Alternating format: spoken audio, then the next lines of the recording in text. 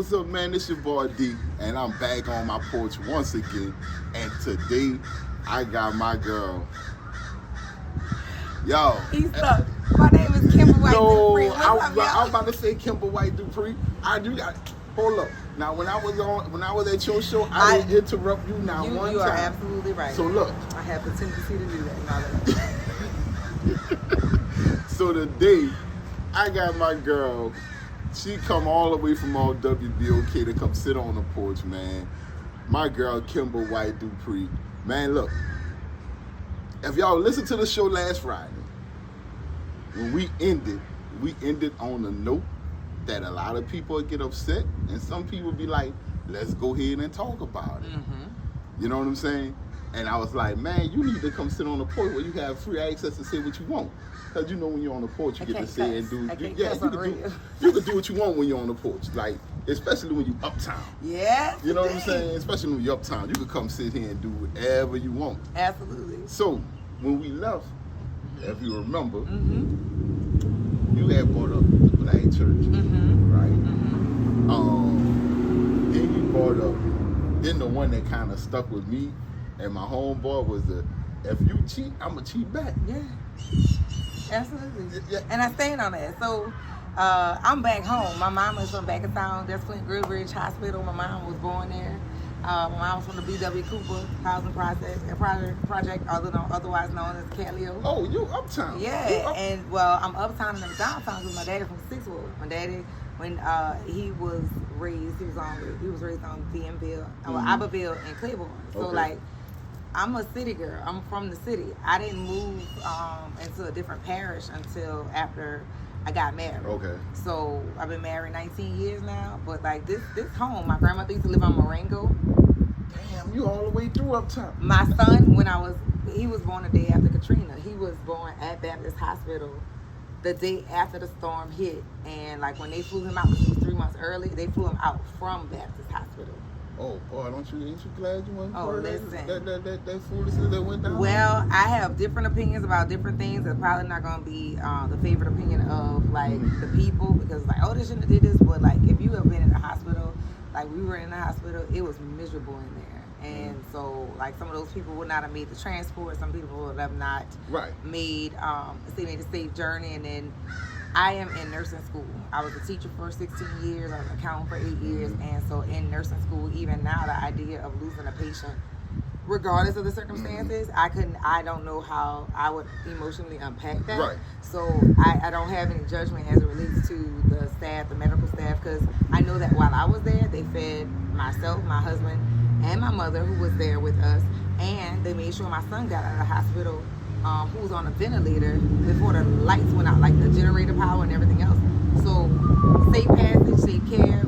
They fed us, they took care of us. So I really, where people always on the outside looking in, are always pointing the finger, but I was there, so I don't really have. They took me out in a boat, so you know. So who you was on 5 Days of Memorial on Apple TV? Because I watched that whole. I have not watched that. Like I don't watch TV now because I have to listen and feel stories from people when I talk about them, and I don't like to talk about stuff that is not of my own experience, and it may not be my current experience because I post a lot of wild stuff. You know. If you're not following me, Kemba White Dupree, that's Kemba White Dupree with 2 E's, or Grateful with More Work to Do. You know, follow some of the stuff I say. I say all kind of stuff, but I say things that are honest. And like I said, I speak from the lens or from the spaces that I am allowed to occupy. Which, you know, if people can't tell, I hang around men a lot. Yeah, a whole lot. My dad was one of 5 boys. It was only boys, and my grandmother and my grandfather. So you saw my 6 men in the house with a woman. My grandmother was high-key mean, but she had to wrangle boys, right? Whereas my mom was the baby of 5 kids with 1 brother. So when we're talking about men, my uncle's perception and identity of what he was dealing with regard to relationships, he had 4 girls in the house. So how you move different when you're around women, it looks different, right? So, and I say, like, if you cheat on me, I'm gonna cheat back on you. And it doesn't matter I'm not saying that women and men or men and women. I'm saying it's a human thing. Because if you in a same sex or a bi, queer, whatever your relationship is, people don't recognize the pain that they cause you till they feel that back. And so, I can see that. Yeah, you know, be honest. Because honestly, if you are in a situation where you're not happy, if we have a conversation, you might find out I don't really like you either right now. So, but do we want to break up? Maybe not, right? So let's go figure some stuff out. But don't you go out and do while I'm sitting here holding the bag, and then I find out. Now I'm mad. I'm really, the hurt is from I could have been doing this too. What is wrong with you? You know what I'm saying? All right. So, I know that's always a tough one to swallow. I like it. So, all right. So look, Kemba. All right. So like I said, just piggybacking off from what we did Friday on your show, the Wake Up Show, right? And it kind of all ties together. Cheating back, relationships, church, the whole 9 yards. So with that being said, kind of explain to me what's your thoughts on the effect, whether it's positive, bad, whatever. What's your thoughts on the effect the black churches have put on our community today? Because here's my thing. About 3-4 years ago, I went into this deep study of the Bible. I'm talking about the whole. I was in it, and I was searching so hard. I was going to different Bible studies. I'm talking about. It was Saturdays. I used to just drive up and down the street looking for the young men Israels. You know what I'm saying? Just so I could Israelites, so I could talk to them. You know, I'm just driving through this neighborhood like, oh, there they go. I get out the car, be like, well, look, the Bible. They showing me stuff, and I'm talking about. I was just in this deep deal, right? And I remember at the end of it, when I read the whole, because when I started it, something told me start at the New Testament. It was like, don't go for the old, start at the new. So I started, when I came to the end of it, I realized, during the whole process, I realized when you go to church, when you go to a lot of the churches today, or the ones we grew up going to, they taught us wrong. A lot of the things in the Bible that they, like, and let me know if I'm wrong, but for most of us black people that grew up in our neighborhood, we went to church, and a lot of us thought if you didn't tithe, you wasn't going to heaven. Oh, wow. Well, I'll say this, because I think that people give you the information best as what they interpret. So when you're talking about pastors or what pastors present, for a long time, if you consider what was going on in the black community, most people couldn't read.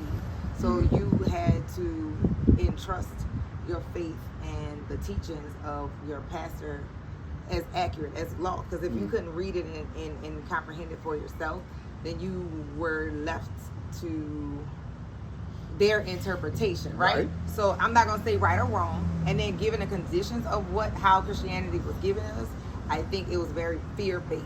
So, and then also it was very patriarchal consumed, because let's think about how women in the church are taught, right? Men are told to go sow their wild oats, go be fruitful and multiply, and women are told and preached to be chaste. If you are a woman, you know, you're supposed to hold on to your virginity like a flower, and your father's supposed to watch over and protect your virginity, which is creepy as hell for your daddy to be managing your virginity. Like, that is weird, right? Because ultimately he can never be the driver or the taker of your virginity. So why is he the gatekeeper of your that, like, why you can't hold your own? Yeah, you do what you want. You hold your own you know stuff. What I'm saying? So, like, how we're taught, and then in terms of forgiveness, you know what I'm saying? There is a hierarchy on how we're supposed to forgive. Like, women are supposed to forgive, and if it's set for people, why is it so incumbent upon women to do it? Because if you look around society, were able to forgive, a lot of stuff we wouldn't be having right now. Not saying that we don't have no women that pull the trigger, because we do, but a lot of the men a lot of the issues and like the shooters, the killing, the fighting, that's all male driven. That's not a norm to women. Not saying that we cannot do it and that we don't do it, But if you look at fights, if you look at black, white, Asian, whatever, who's doing it? Sword fighting. You don't see no women samurai. You know what I'm saying? You don't see no female ninjas in mass. Not saying that they don't exist. And then, like in the military, that's still a male dominated organization across all the branches, like the Army, Navy, the Air Force, Marines, the Coast Guard. All of those are male dominant areas. And on top of that, the toxic masculinity of it is, this is where we go and y'all don't belong here. Go home and do something else, right? Well, that was able to fly for a while. We had, World War II, where, you had Rosie the Riveter. We had women who had to go into the workforce because all the men had to go, all the men who could pass the drug screening if there was such, and be able to walk the miles and like shoot a gun or whatever, they went off to war, black, white, whatever. Now, this is where we had the biggest problem, like somebody hit somebody. With the biggest problem that we had was that when they came home, the black soldiers weren't welcome the same, right? No, and we saw that repeatedly with Vietnam and other wars, right? Because we have homeless veteran populations, and also the mental illness effect that happened from people seeing death and killing and just like extreme situations, right? Yes. But now we're looking to see like what we can do to help veterans, but like what about the veterans' families? Because what about the woman he coming home to? What about the families coming? Or we were integrating those men and women at the time, right?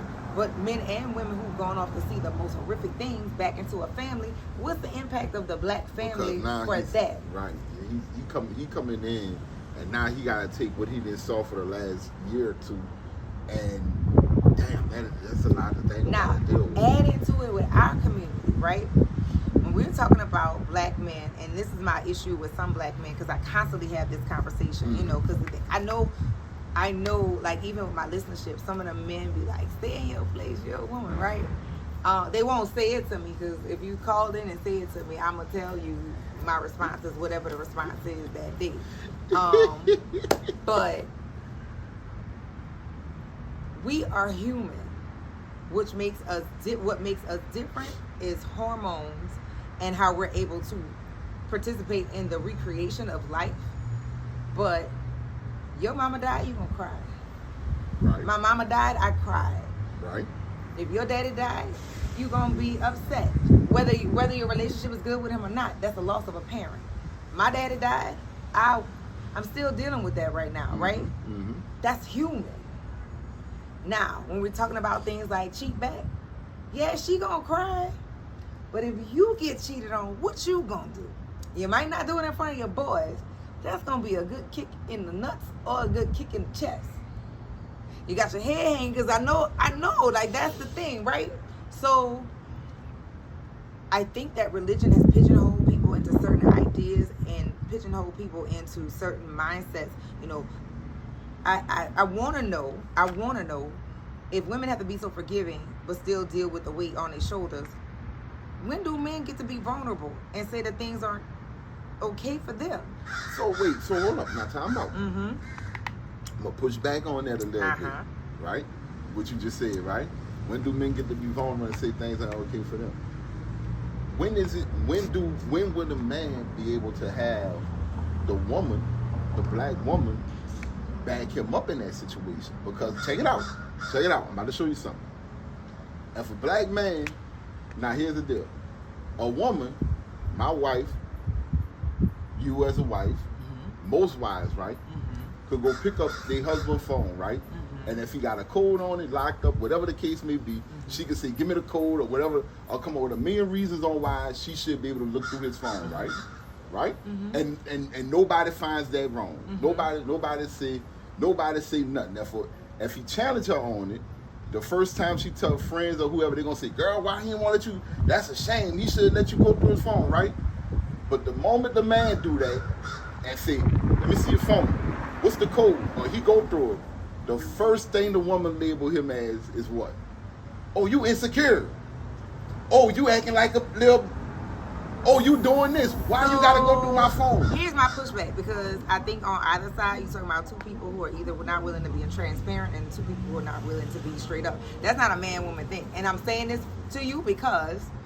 I'm not saying it's a man-woman thing. Right, but people will do that. I know, but wait. I'm not saying it's a man-woman thing. I'm sorry. I am saying it's a man-woman thing. But what I'm saying is that's just one instance. That's like in our culture. In our culture, a woman can cry. A woman can let her feelings out. A woman can mess up and mess up how? She can't cheat and things be all right. No. Let's just say not cheating. Just she can mess up. She can go out here and have one baby by a terrible man, and everybody say he was wrong, he was bad, you shouldn't do that.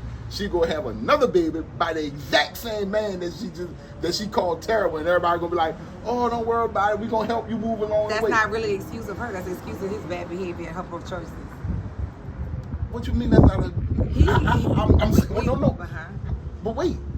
But a man, when we throw that on that man's side, he go sleep with a woman who clearly we could see not the best choice, baby mama, whatever the case may be.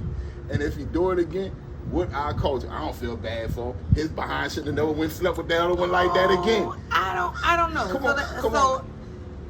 My daddy said this a long time ago. He said a man can lay down in the ditch, get up, clean up, and still be a man. A woman do the same thing. She's gonna be a myriad of things. She's gonna be a whole slut, tribal bitch, all these other things, right? So we're talking about double standards. How you doing, baby? So for a man who has children with multiple women, or with the same woman and is not taking care of it, that's an excusal of his bad behavior and choices, right? For women, there's no blame, because that's who ultimately ends up staying with those kids and bearing the burden while he's still pollinating out there. Because 9 times out of 10, he's gonna have more children than he had with her. He's gonna keep repopulating. Okay. And so some men have, and some women even, because some women are toxic in this and supporting the bad behavior of men. And I'm a mom who does not subscribe to that with a black son. Like, you cutting up, son? No. But that's what. But for a long time, women have loved their sons and raised their daughters, which means they excuse the poor behavior of the black men and they chastise women. But it takes two of us to do this, which is a problem, right? Because you can't do one without the other. Two same-sex relationships is not going to yield a kid. So if both of us get hot and neither one of us protects ourselves and nobody has the wherewithal or takes the discipline to say, you know what, I already had one, let me not do this again, that is a responsibility of both parties. It's not just one. Now, they put more responsibility on the woman because that's the one who's going to have to carry the burden, at least for 9 months. You know, even if she decides not to keep the child, she's going to have to carry the burden to get the child here. So therefore, the carry out or the outward view of shame is on her. But where is that same shame for the one who's pollinating wrong? You know what I'm saying? Like, we've seen men, a woman can only be pregnant 1 10-month span at a time. A man can get multiple women pregnant at a time. Several, as many as he can push out, he could get pregnant. No, I get. So where is the responsibility of the men on that? I get all that. I get all that, and there should be a whole bunch of responsibility on the man for that. But it's our culture. It's an excuse of poor behavior and choices on the men, and then forgiveness because the woman has to carry the shame. She outwardly. You can't cover deny, it. right? But the question was, when can a man be vulnerable with a woman, right? And all I'm saying is this is why it's hard for men to be vulnerable with a woman. I just gave you 2 examples on the reason why it's hard for a man to be vulnerable. The last one is on why it's hard is because just like what I was saying earlier. A woman can cry no matter what happens in her life. Some women. No. Well, some women. All women can. Some women. I'm not talking about they can't cry physically. Some women just don't have the emotions to cry. But what I'm saying is, a woman can cry, right? And if she cried, most of the time people telling her, let it out, let it go. You need to cry. You're gonna feel better. And nobody says anything. It's natural for a woman to cry when she's emotional. I didn't see where women could be fist fighting and crying at the same time. And everybody say, oh girl, she about to whip your ass now because she crying. But the moment a man cries, what is the first line he hears from his woman? From most women. I'm not saying crying for you a bitch. But but let's look at where that comes from, okay. right? During slavery, I'm gonna take you back to a film, Denzel Washington, I think it was in Glory, right? Mm-hmm. They was lashing him across the back, and he shed a tear, but he not cried. He did not cry. Why? That has been taught for generations. You hit a child in the chest and tell them don't cry. You're also telling them to bottle up how you feel. So somebody to hit you. I've seen women hit their kids and be like, now shut up. Wait, what? You just hit him. It looks like he might be bleeding. I think I see blood. Why are you telling them not to cry? Friend, you show me a man who can't cry, and I'll show you somebody who is going to beat the shit out of somebody, or who has a substance abuse problem, or who is close to having a heart attack or a stroke, because what you don't deal with emotionally, physically, mentally will come to you and come out your body physically. It's Yes. gonna break you. Yes. So we have to, us as a community, men and women, because like I said, I'm in male spaces all the time. I hang out in barbershops. I've been doing this since Mr. Kelly, since I was about 4 or 5 years old on Bienville, around where I think it's Side Tech or somebody. Yes, it used to be used to be a little octagon looking. Yes, it used to be. It'll come to me, but anyway, Mr. Kelly's barbershop. That's my daddy and my brother used to get there. I've been sitting in barbershops my whole life, right, and listening to conversations that has been very enlightening to be like, oh, well, the things I hear in a salon, like. Y'all, if y'all just talk to each other, like really talk to each other and not talk at each other, y'all see that you're kind of on the same page, and it's really a matter of respect that we don't have for each other. It's not a matter of like we keep trying to out-trauma each other. Yes. And the deal is, this the deal. No matter how you was brought up, what is, it may sound crazy, no matter how you was brought up, everybody went through some kind of trauma, because none of us was raised rich. None of us was raised in the big house. Like I said, my trauma may be different from yours. You know what I'm saying? Now, I thank the Lord I never had no trauma of sexual abuse. My father was in the home. You know what I'm saying? But my trauma came from seeing that, we were poor. You know what I'm saying? My trauma came from living uptown on Josephine and getting knocks on the door from the police. Man, y'all got somebody underneath the house with a couple of guns. I need everybody to stay inside. And it's like, what the hell? You know what I'm saying? As a kid, you growing up and you thinking, as a kid, you like, oh yeah, we stay in the roughest part of the city. But when I got older, I noticed, you weren't supposed to live like that, bro. You weren't supposed to come up like that. You know what I'm saying? So this is the flip, right? Because this is what I think is the biggest issue about our city. I grew up in Gentilly. And in Gentilly, I lived between Fillmore and Marabou, not far from Brother Martin, right? And then when I was 10, my parents built a house in Kingswood subdivision. I saw people who had money, and whereas your trauma was police, it was their parents snorting coke. It was their parents being abusive. It was parents just unhappy and traumatizing their kids because of their unhappiness, but they had things to show that they had. So that's what I'm saying. We really need to look at like what we value as important, because a lot of people who grow up without stuff, the first thing they want to do is gain money, and now you got all that money and you still find that you're not happy, right? Because money had nothing to do with it. It had to do with peace, right? Money will make you comfortable in your trauma. It will. I mean, money, if you a poor addict, you're going to be a rich addict, and you might die faster because you got more access. If you are a person who has issues with food, if you add money to it, you eat all you want. You might have a heart attack faster. So money exacerbates things that already exist. So using wealth, which I think the divide in the city and across the country, when you look at urban areas and suburban areas, it's them out there and us down here. At one point, it wasn't a divide. We all had to stay in the one community, right? We all had to live in the same neighborhood. So the people who went to work every day, if you didn't have a dad in your home, you had an example of a man going to work every day because a couple people on that block was going to work, right? A mama and a daddy. Or a mama was a homekeeper, a housekeeper, for their, like, taking care of their kids. You saw examples of the things that you're supposed to do. Once desegregation, or they gave us integration, which is not what we asked for. We asked for equality. They gave us integration. And so still things aren't equal.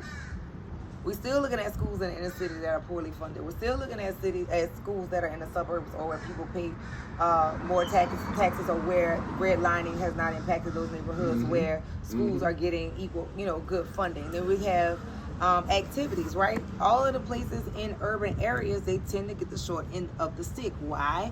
Because the people are too busy scratching and surviving just to understand how the laws work, to make sure that their civic duty carries forward. And most of them think, well, they voted last time and it didn't work anyway. We need all the votes every time.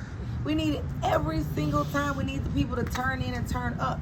The flip side of that is, like, during civil rights, people learn how to write, they learn how to, raise their voices. It wasn't the first time, but we learned how to do that. Well, little Johnny's cut up in school, but this bitch not gonna tell me, ma'am, listen, your little boy is under here crawling underneath the table. He breaking materials up in here. So I don't think you want to come rally with me, because this is not a riotable situation. This is, I need your help for me to help you.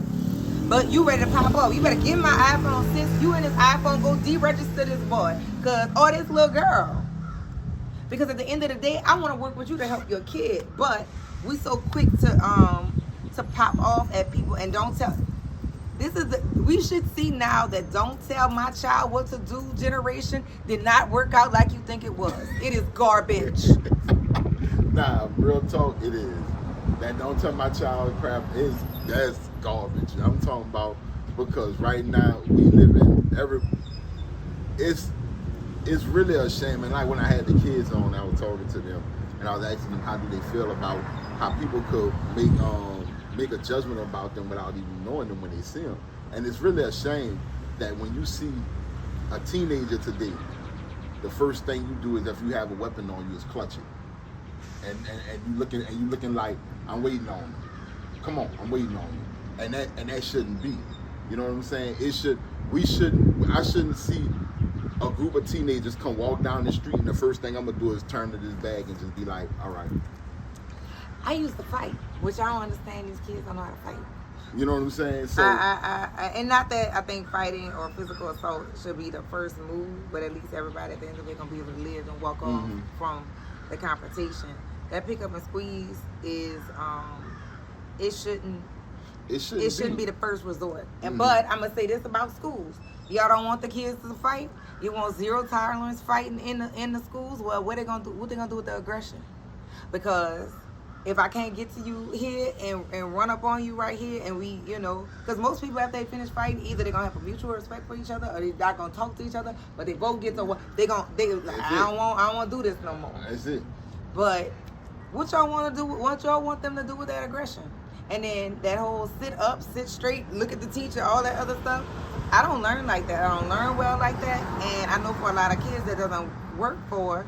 But this whole charter school and the school board members that look like me, that's making decisions not to operate as school board members, I'm coming for each of you. Especially if you sent your kids to private schools where you didn't have to make those decisions because your tuition covered what those kids needed, but you making decisions on kids who are going to free school, because charter school is still a free public school. I'm coming for you. I have yet to call your name, but if you know me, you know who I'm talking to. So yeah. Ooh, okay. Ooh. Okay. I mean, I stayed on my show, so no. We're good. Yeah, I really need for people to identify as black, to look for all black people to win, not certain black people, and by certain black people, not people based on their hue of their skin.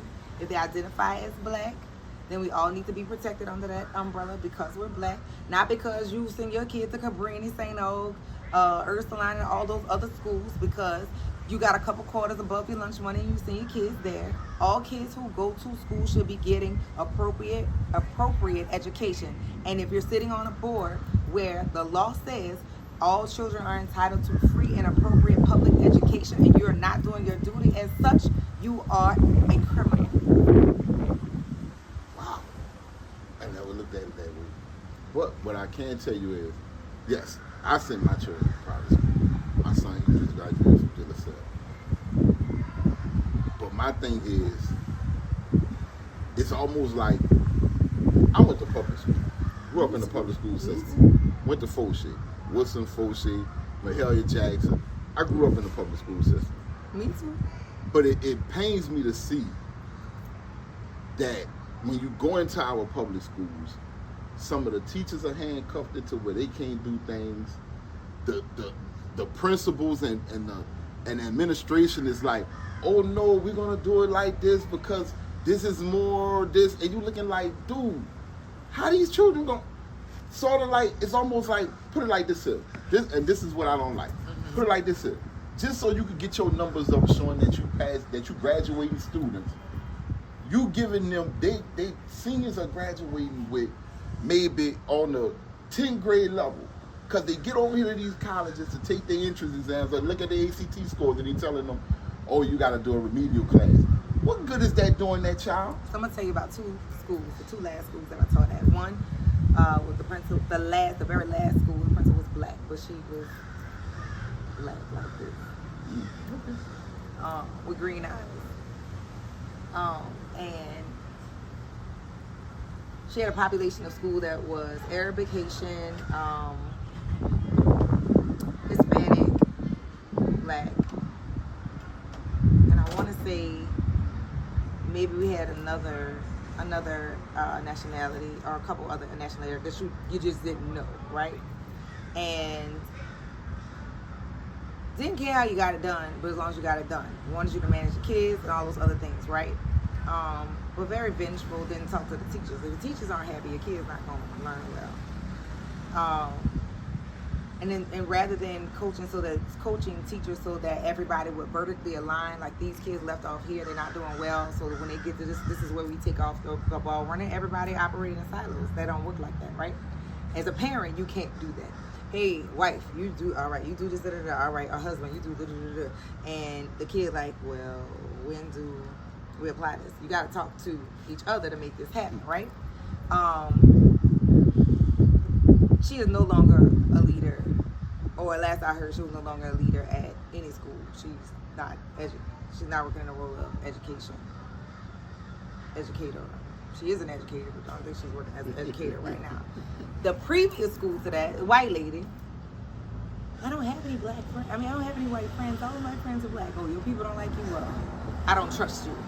Because where black people want to be supported by white people and given validation by white people, I see them as a problem, but I see you as a problem, being all right with that, right? Kids need to be addressed when they are wrong. Teachers need to be addressed when they're wrong. Because let me be perfectly clear. I have not been a great teacher my whole career, and especially like after my parents died. Well, after my mom died, because I've been out of the classroom since 2019. After my mom died, that next year I was awful as a teacher. I was terrible. Maybe for 2 years because I was depressed. I did what I could do, the best I could do that I knew how to do. But I wasn't good at it, right? And as a leader and as like a parent or a coach, you play to the best of people's strengths. Mm-hmm. Mm-hmm. So first you got to have the investment to do that. Right. So if you don't care about the people who are working with your most precious resource, you never gonna get the best thing that you need from kids, right? And so we do have some leaders who are doing some excellent job. I mean, like, I can name people. Dr. Rolanda Green, she's over at Eisenhower. Shonda Theriot, she's over at Resurrection. Leaders doing, like, in their schools, working with people. With my daughters, they went to Resurrection, and when they saw me on the show last Friday, they said, "Oh, that's Miss Dupree." Oh, Right, because I have been doing some work on it, but I mean, like the schools that I go into, I can give them big ups because I know what you're doing in your school, right? Baby Ben now is getting their culture back from because Baby Ben was a B school. It was not a B school last time I looked at it, and I was like, what happened here? Because y'all had they had the culture, they had the curriculum, but keeping teachers when you have toxic administration is hard. It's hard. And then when you start seeing teachers flipping at schools, don't worry about the teachers leaving. Look at who running the school and see why. So if we have so much trouble going on with the charter schools, why do the city of New Orleans don't want to take the schools back and just be like? It's not the city that runs the school. It's the school board that runs the school. The school board that used to be Orleans Parish or Orleans Public Schools is no longer. It's NOLA PS. That's a different entity. So okay. That don't work like that. So, and pay attention to the people on the board. With everything you want to know, pay attention to the people on the board. Watch what it is. Watch what those people, especially the people who look like you, who voted they abdicated their role as members of the school board to make moves for these children. Pay attention to them. And so people who are running for school board office because they're bored and they're retired, don't have nothing else to do, but they get to go talk about what they could do for these children who they didn't send their kids to public school. Pay attention to that. Because your board is your first line of defense. Now the second piece is those charter school board members. And if they don't let you in there, because it's public funds take care of charter schools. If they don't let you in those meetings, call the state. Call the feds. Because in all actuality, they get money from the state. They get money from the city with the millage. They get money from the state per child. Special ed kids get extra money. And then because of federal laws, 504, IEP, IAP, free and appropriate public education. I mean, it's IDEA, all these different things. There's federal money that falls behind that. And if they can't show you where they're providing those services or that you've requested the services in writing and they're not following up on it, but parents don't know. Is it that they don't know it or they don't bother to go even look into it? Well, when you walk into school, like if you didn't have a positive experience in school, and I recognize this about myself. When I was teaching, I hated for the principal to call me to their office. Why? Because when I was in school, if you called me to the office, you done found out that I said something to somebody, I done did something to somebody, and so you get ready to talk to me about it. I hate that, right? Think about parents who have not had positive experience in school. You call them and they come to your office, and then you act snide when you talking to them instead of speaking plain. Who wants to come talk to you? I'm not gonna ask you. I'm just not gonna know. Man. Which your child still doesn't get help. And not saying this is the right thing, but I understand. It's not right, but I understand. Like, I don't want nobody talking down to me. And some of our educators, they do that. Some of our leaders, some of our teachers even do that. Because, you know, I have a master's degree in education.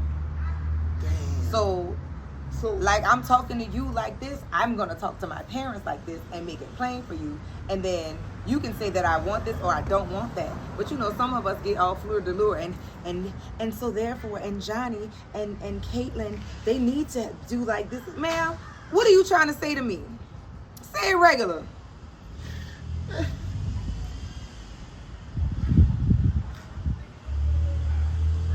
Say it regular. Like going to your doctor. The hemoglobin stats in your... Sir, what?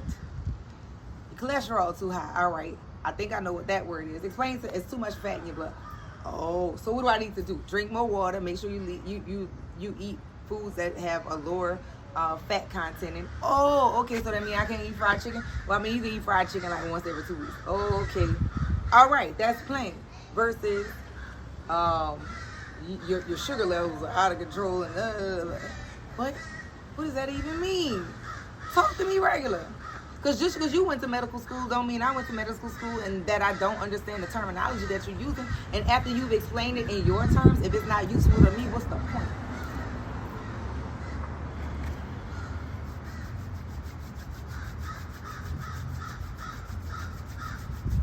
What's the point? Y'all, Kemba didn't come to play today, man. Kemba didn't come. Man, Oh, So that's why they let me talk for an hour by myself. Because I can run it. Look. It all came down to this is why WBOK let her talk for an hour by herself. They let me do it because I don't curse on air. And you know, I'm gonna make it simple. And when people come in and call in and have things to say, it's because I've said something that they heard me say that they agree with, or they disagree with, or they don't like. If it's something that you don't like, maybe it was my tone in which I said it, and maybe I can clean that up sometimes. Don't ask for that all the time because I say what I said. But if it's that you don't like what I said, but what I'm saying is accurate or it's correct, how you feel about it, that has more to do with you than me. You know what I'm saying? Water wet. Giraffe coochie is high. Sky is blue. Chlorophyll make the leaves green. Blood is red when it hits the oxygen. So you could not like that, but it's a fact.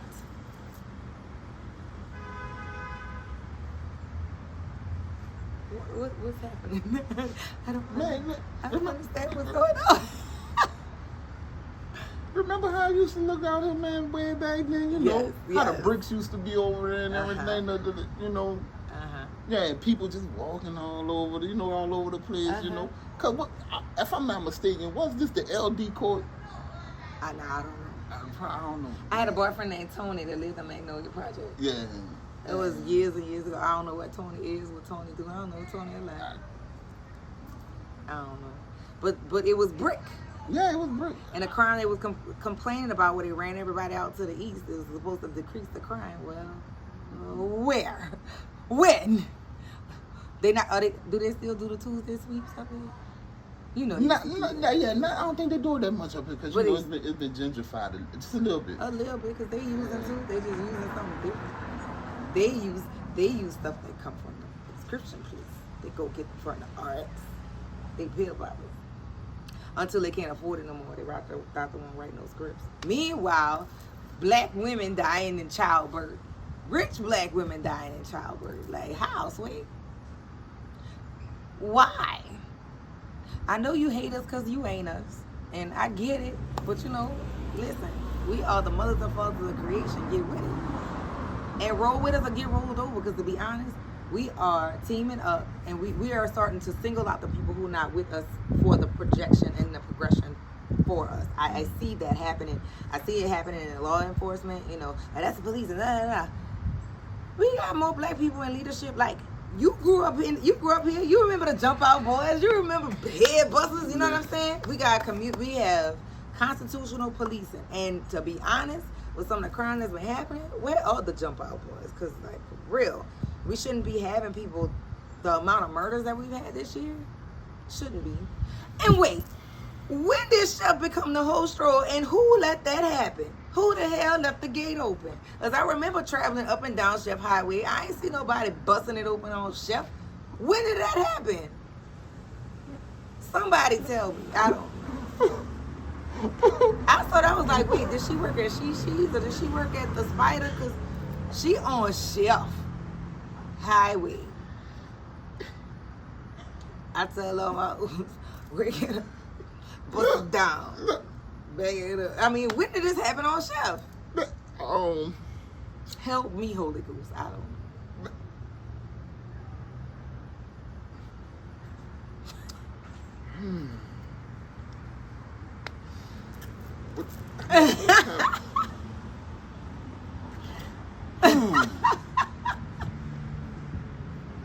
And I am, I grew up in the suburb. I grew up in Kingswood. Like the latter part, I lived in Kingswood until I got married. And many people in and around the city, like I'm tied up with people because of activities. I was a cheerleader. I was on speech and debate. I was in all the choirs except for the male ensemble for obvious reasons. I'm a girl. I played volleyball for a short while. I was on a modern dance team. I was on a Spanish club. I mean, you name it. At 35, I was involved in it, and I enjoyed my time there, right? And so in doing those, you compete with other schools and get and meet different people. I also danced. I started dance school in '79 at the dance school I teach at now. '79, I started, finished in '93, and now I'm back. I've been back there at Kelly School of Dance, teaching there. Okay. And you know, I've met people from around the world dancing, and my daughter's doing the same thing. So I love learning about people. I love learning about things. Mm-hmm. There's some things that I'm still unaware of because I haven't had those experiences. But when people tell me that those were their experiences, I hear you. I'm not gonna be, oh, you lying. You telling, unless you said I did it to you. If I wasn't there, this is what happened.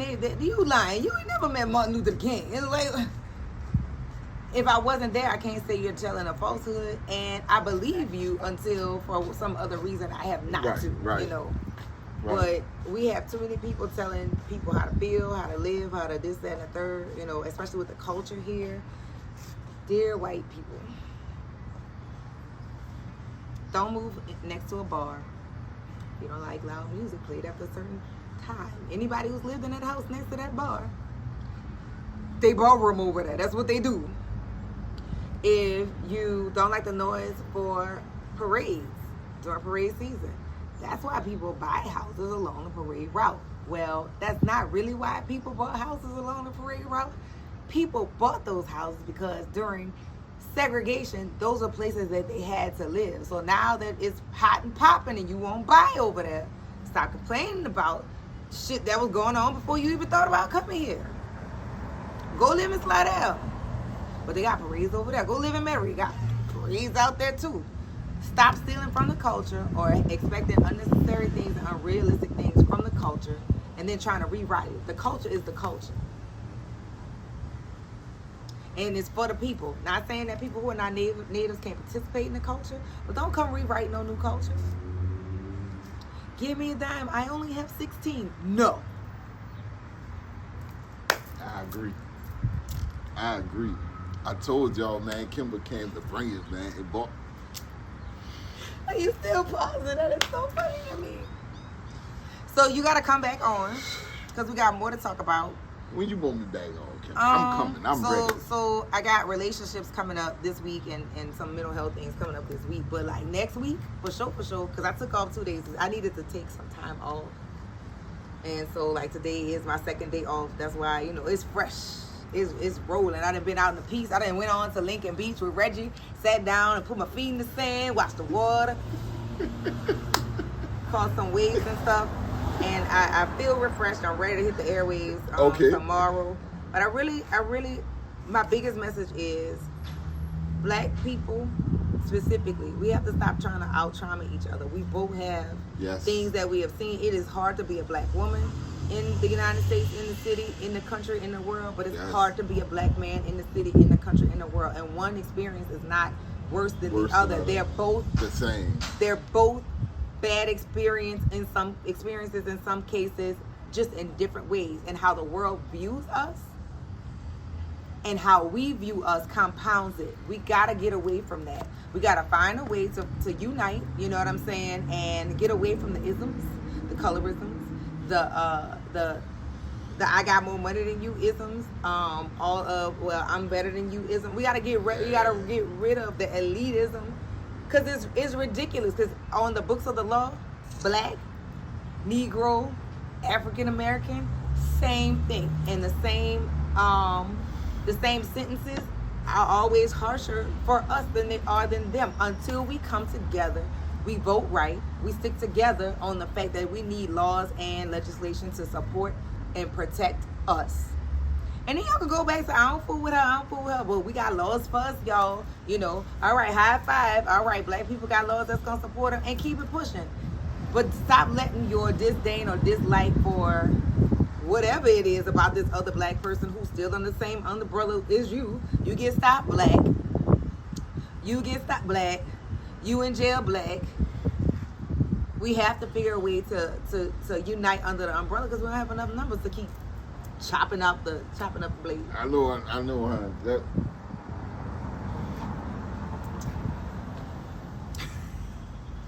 I ain't got nothing else to say, man. My girl came, sat on the porch, and she ripped this thing up. I don't have nothing else to say. Kemba came, sat down here today, and she just, man, I thank you again, baby. It's been great. It's been great. I can't wait to have you back on.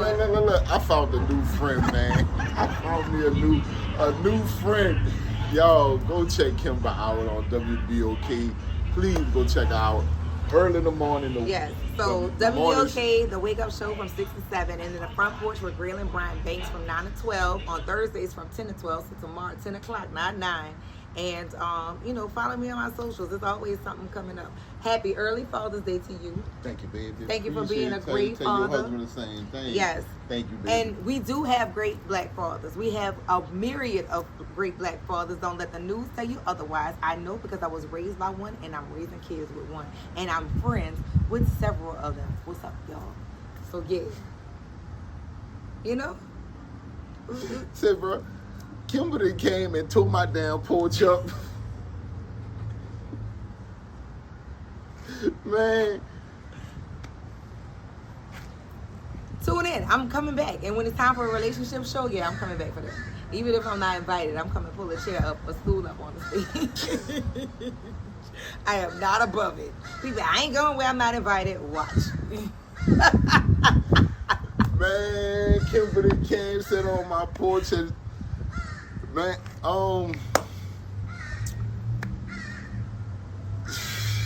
any parting greetings? What you guys tell the people? I ain't got nothing to say. You like I do this. no, I know, but I'm look, look, go follow on the porch, man. That's all I can tell y'all. Go follow on the porch podcast, man. Look, go holler at my girl Kemba, man. Any community events, anything for kids, any jobs for kids, be sure that you call the station, 582-9422, or you can give me a call at 833-932-6463. And that's Grateful with more work to do. Kemba White Dupree got a lot of projects that's coming out to assist parents and assist students here in the city. Barbershops with books, look out for the platforms in different barbershops around the city because we want all the children, we want them all to read. All of them. Yeah. And the books are free $99. Yo, this has been a pleasure sitting down with my girl. Look, she drops a whole lot of knowledge that you can use. Whether you want to use it, just listen to it. You know what I'm saying? You don't have to use it. Listen to it. Maybe you share it with somebody who might use it. But it's knowledge. It's something that you need. It's something that we all need. Man, it was fun sitting here talking to Kemba. I really enjoyed it. And the stuff I got today, man, she blew my mind, man. So, y'all, look, it was fun. I enjoyed it. It was real. I loved it. You did? Yeah, Oh, serious, you did? Yes, we got to do it again. Look, man, we just gonna keep doing this here uptown in the third ward. Y'all know how it goes. It's your boy D went on the porch, and we out of here. What you got, Kemba? It's your girl Kemba White Dupree. I look forward to seeing your comments in the comments. So WBOK 12:30 a.m. 6 to 7, 9 to 12. Y'all have a wonderful, wonderful day. Don't she got that radio voice? She did it just like on the radio. That was awesome. I enjoyed that. Oh, man.